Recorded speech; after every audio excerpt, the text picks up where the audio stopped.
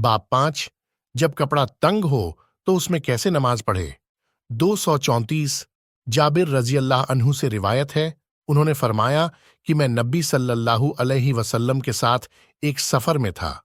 रात को किसी जरूरी काम के लिए आपके पास आया तो देखा कि आप नमाज पढ़ रहे हैं।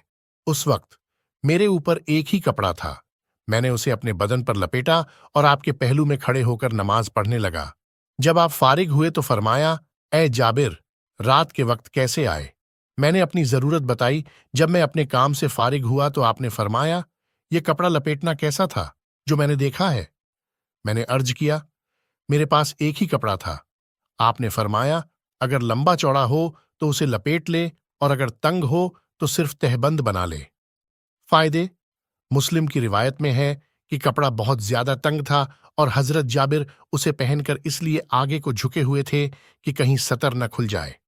रसूलुल्लाह सल्लल्लाहु अलैहि वसल्लम ने जब उन्हें इस हालत में देखा तो फरमाया कि किनारों को उलटकर पहनना उस वक्त है जब कपड़ा लंबा चौड़ा हो, तो तंग होने की सूरत में उसे तहबंद लूंगी के तौर पर पहनना काफी है।